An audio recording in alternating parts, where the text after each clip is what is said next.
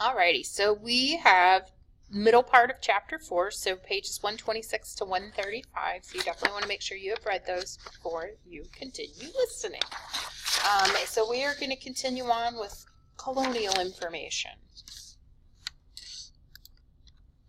Okay, so as this time period is going on, you're going to get improved transportation networks, you're going to have a print revolution. So from 1700 to 1750, colonies are going to be transformed by dramatic increases in shipping in the North Atlantic. And so with the increase in shipping, you have to be able to get the products somewhere, so you're going to get construction of a new network of roads. And we're not talking like roads what we're used to today, we're talking dirt roads and things like that, paved with, what do you call them, bricks or something like that. So you're going to have things like that. These transportation networks are going to carry people, merchandise, information, and printed matter. 1695, we have a print revolution. British government is going to surrender the power to censor all printed materials. So they used to censor all of the materials, and so it's very difficult to get things in print. But when they surrender that power, printers in England are going to respond with a flood of newspapers, pamphlets, handbills, advertisements, scientific treatises, novels, and other printed matters. The publications are going to cross the Atlantic in the colonies, and they are going to start to create their own new publications. So this facilitates the development of a colonial identity and solidarity. You're going to have a lot of new things printed, etc. All right, this is the fun part. So you'll notice in each of my slides, well, I mean, not each of them, I have been traveling a lot over the last couple of years, and I take a ton of pictures. So I wanted to start showing you and making you a part of my travels. So last summer, I was at Benjamin Franklin's Museum, which is in Philadelphia, Pennsylvania. And their newspaper office, or their printing press, was up and running. It is run by a park ranger. So I took a couple of photos so you can see that top left-hand corner. That's kind of where they kept all of the prints, all the typefaces. So right here, then right here it's a close-up shot of that. This is just the sign of the newspaper office. So Benjamin Franklin Bach was Benjamin Franklin's grandson. Okay, this right here is what they would actually put on the printing press to print a document. And I have, this is the park ranger. He showed me how he printed it, and I'm about to show that to you. And then, of course, this is me. So I'm also a big fan of selfies, so I hope you enjoy. All right, here we go. So this gentleman here was kind enough to treat us with a full demonstration of the printing press. It's about 3.5 minutes, so. Just kidding. Hold on. Let me, I'm going to have to pause this and change how the sound comes, so just 1 second.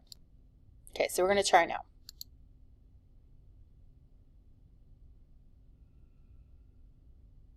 Maybe. Called the form. There we go.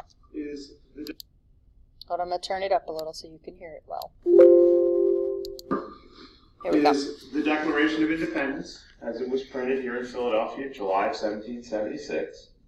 And each letter, and we're talking hundreds and hundreds of letters, is put in place one at a time, in order, but it's done from right to left, because eventually our print is going to be like a mirror image. So the paper will lay on the letters that are backwards, but they'll come out forward on the paper.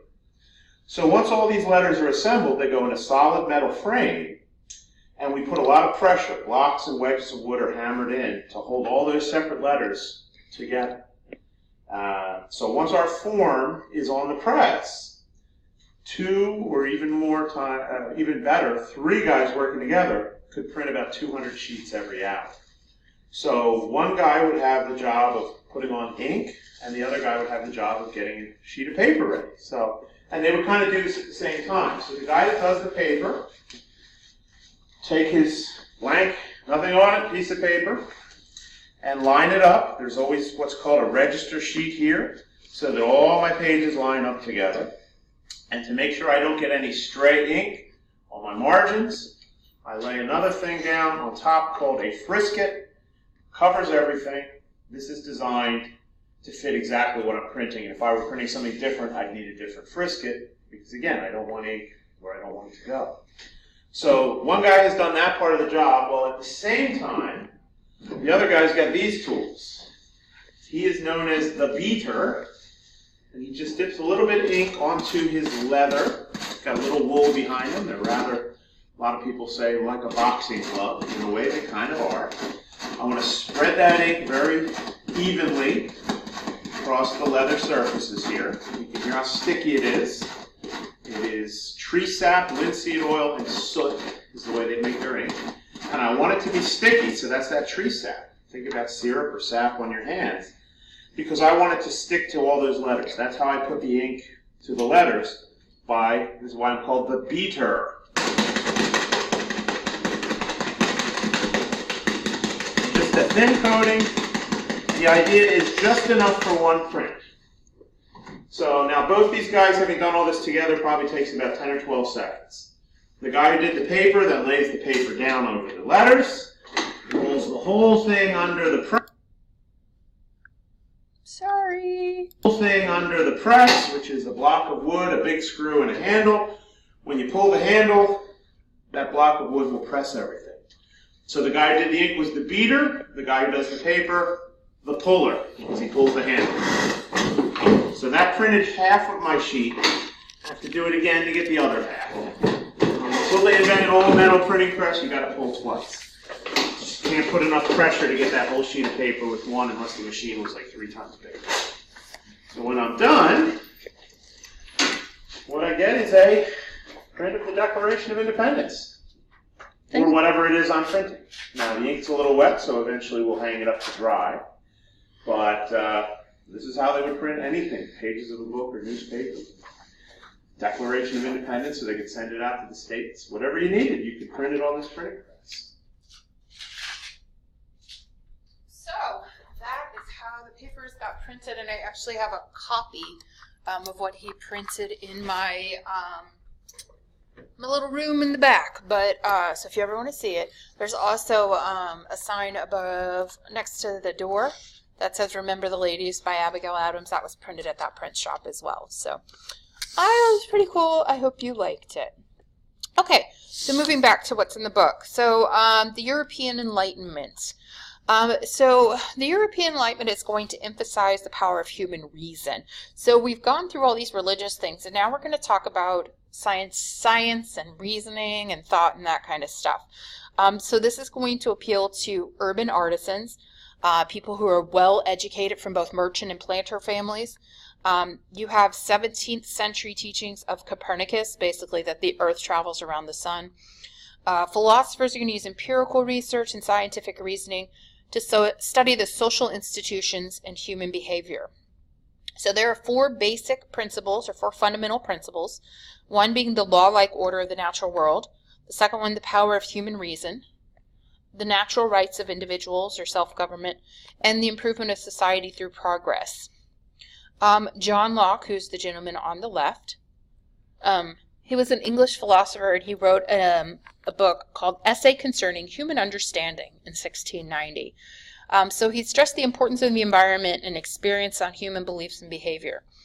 He argued that change was possible through education, thought, and actions. He wrote another book called 2 Treatises on Government in 1690, so he was very busy in 1690. Argued that political authority did not come from divine right, but from social compacts with the people who have the power to change their government. So a lot of his philosophies are what we use to write our Declaration of Independence. Basically that idea that if it's not working, we can change it. Benjamin Franklin over here on the right, and you'll hear a lot about Benjamin Franklin. He is one of our forefathers, one of the guys who helped put our government together. So he's born in Boston in 1706. So just doing some math, in 1776, when we are declaring independence, he was 71 years old. So he was a pretty old guy by the time this comes around. And he is just kind of a huge example of the American Enlightenment. He's very shaped by the literature of the Enlightenment and not the Bible. He becomes a deist, and he believes that a supreme being or a grand architect had created the world and then allowed it to operate by natural laws. But that it does not intervene in people's lives. So I guess you could say it's almost a mix of creationism and scientific thought. He rejects the divinity of Christ and the authority of the Bible, and instead he relies on natural reason or the innate natural sense to define both right and wrong. All right, so that's our friend Franklin. Okay. So you're going to have Pietism and you're going to have the Great Awakening. And they're going to be, we'll reference 4 Great Awakenings during our study of U.S. history. So this is the first one. So the first one's going to occur in the 1700s or in the 16th century. So we'll start with the Pietism. So this is an evangelical Christian movement that stresses a personal relationship with God. It's going to attract farmers and urban laborers, and it's going to appeal to believers' hearts rather than their minds. So that idea that you can pray directly to God and things like that is Pietism. In the 1730s, Jonathan Edwards in the Connecticut River Valley is going to preach about the helplessness of men and women. His sermon is called Sinners in the Hands of an Angry God, and you can actually look that up and you can read that. And he speaks of hell's wide gaping mouth in his promotion of conversions. He successfully incites religious fervor in the region. This painting right here is of George Whitefield. And you will always see him with those 2 little buttons on the sides of his ears. I'm not sure why he chose that look, but either way, that is how you will always identify George Whitefield. He is an English minister who is a very compelling preacher. He's going to transfer the local revivals of the 1730s into what becomes the Great Awakening. He doesn't have any notes. He's very dramatic in the way that he preaches, and it attracts a large number of people. And there are no microphones or anything, so he is having to talk to these crowds of people just from his voice. Most listeners are rapt. You have a few, such as women crossing hands over her chest, appearing to be overcome with the words that he's saying and the thoughts that he has. You do have a very diverse crowd. Differences in gender, age, social class. So basically you have a variety of American colonists that are going to be attracted by Whitefield and his revivals. He is going to largely speak about the power of God and the need to seek salvation. His followers were called the New Lights, for they claimed that they felt a new light in them after hearing Whitefield preach. And so you'll have New Lights and Old Lights.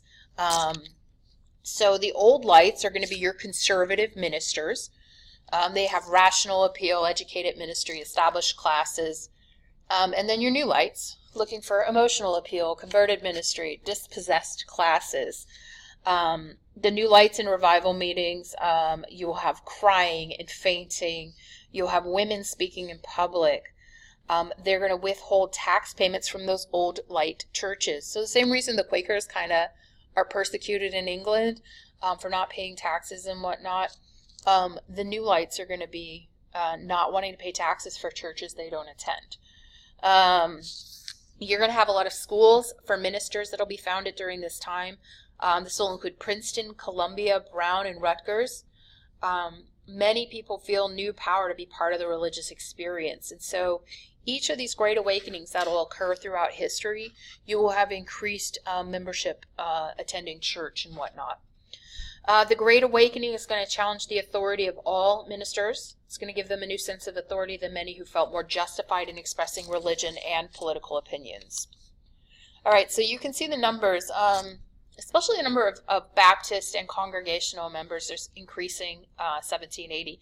And just church membership in general is going to greatly increase as you go through the 18th century. The New Lights are going to challenge the Church of England in the South. You'll have ritual displays of wealth that are not going to be as meaningful as they used to be. You do have competition existing between the churches. Virginia's governor is going to denounce the New Lights as offering false teaching. So, anybody who's going to do something new, you're going to have other people say that it's not right, it's not accurate. In the 1760s, thousands of white farmers are going to convert to Baptist. With the Baptist religion, you do have an adult baptism, so they have to be of an age to make the decision.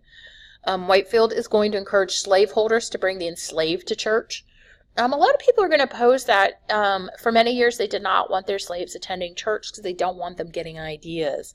But Whitefield's going to encourage that. So free blacks in Virginia are going to embrace the Baptist church's teachings. And so you will get a large amount of Black Baptists starting up in the 18th century. They continue, the churches are going to continue to grow in spite of various pressures around.